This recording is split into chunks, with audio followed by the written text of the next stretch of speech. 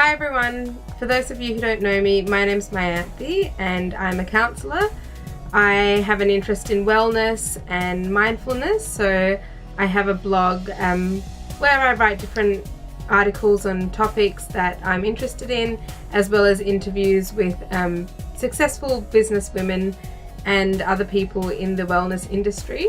So this year I wanted to make some more videos around different topics and maybe make them like monthly series or something like that. It was actually a friend who suggested I do that, so shout out to you, Mel. But yeah, so I just wanted to start off this year, or this series, or the first series for this year, doing videos on how I became a counsellor. I have a few people who've asked me that question, and I just thought it might be interesting for you guys to hear, and if anyone else wants to become a counsellor in Adelaide or in Australia, this might be helpful for you. So I'll do a series of videos. I think there's going to be about 3 or 4 videos, and they'll come out hopefully weekly in February. So keep an eye out, and I hope you enjoy these videos. This first video is going to be how I realised I wanted to be a counsellor and just do counselling as a career path.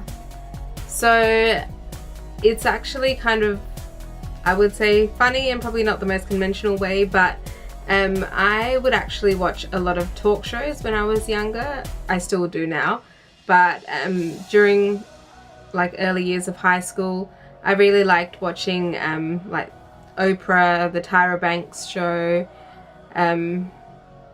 even stuff like Maury Povich, those random talk shows that just talked about different life topics. And there would always be, or for the most part, there would be like a psychologist or like some specialist in the audience that they would call up and say, okay, what do you think about this person, or why do you think they're showing these behaviors?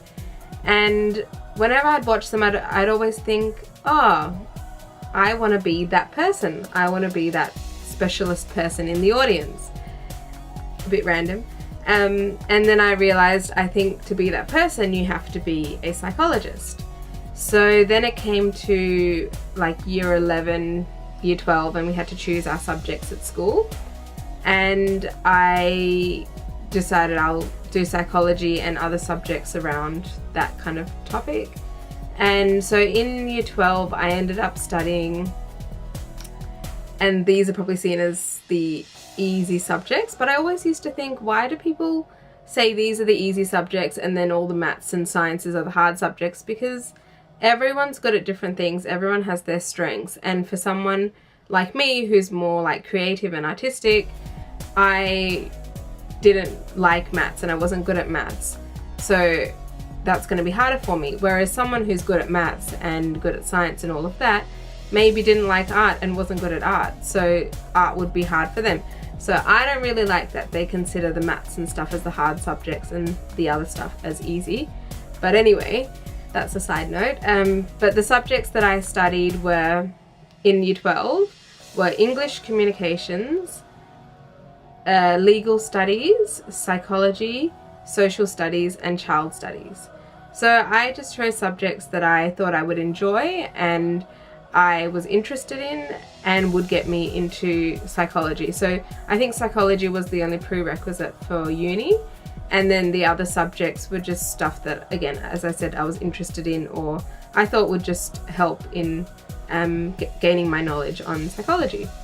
So anyway, I studied that in year 12 and I ended up getting, I think at the time to get into psychology, it was probably around the 70 something mark, percentile for your, at the time it was SACE scores, but I think it's now called ATAR, and this is in South Australia. So I got in the 80s for my SACE score, and I got accepted into Adelaide Uni to study a Bachelor of Psychological Science. At the time, I think it was around you had to get around 90 something percent to get straight into the honours pathway, but I didn't get that high, so I got into the general Bachelor of Psychology. But for the honours pathway, it's just the same 3 years bachelor and then an extra 4th year of honours.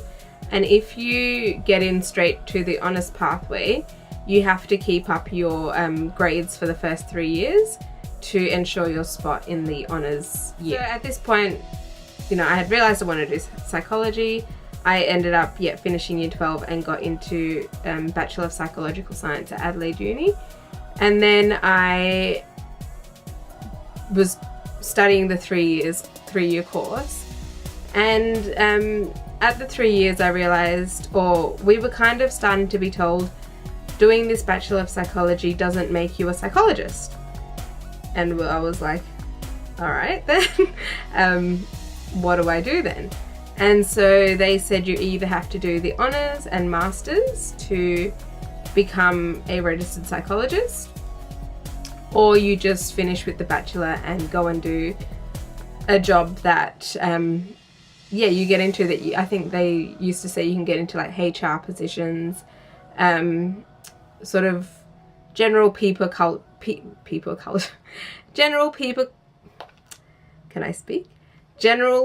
and culture kind of roles in organizations, or I guess admin positions that require people skills.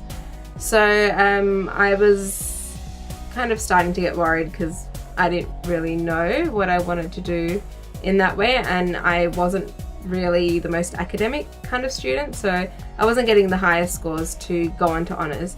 Plus I wasn't that interested in doing honours because it's a year of research, like you do a thesis, you do a research project and thesis, and I'm just not that academic, and so I didn't really want to do that. So anyway, one of my friends was going to speak to the course coordinator, and I thought I'll just go with her and see what she says. So we went in, and this lady, I can't remember the exact conversation, but this lady was saying that you know, we could either try for the honours, or there was a new master's course that had come to Adelaide Uni. It was previously, I think, with Uni SA, and it was about grief and loss, but it had now moved to Adelaide Uni, and it was called a Master of Counselling and Psychotherapy. And so when she was telling us about this course, I thought that was actually quite interesting. So I decided to, my friend and I decided to apply for that course, and I ended up getting in, which was exciting, but I also didn't really know what I was getting myself into. And that master's was a 2-year degree, and it also had a placement component which would then allow you to register as a counsellor. And that interested me because that actually has the practical side of what I was looking for, whereas psychology was going down more of the research pathway, which you can also, like, you do your masters in the end and do a practical component, but this was just the quicker way to kind of get into counselling and get into doing actual work, which is what I wanted to initially do. So yeah, that's how I kind of went through uni and ended up becoming a registered counsellor. Thank you for watching. Sorry if I rambled a bit. I hope that was interesting for you. Please let me know if you have any questions and just comment down below and I'll help answer them. Again, this is my story and it's not the same for everyone. I'm also based in South Australia, so it's obviously a different system to how it would be in other states or countries.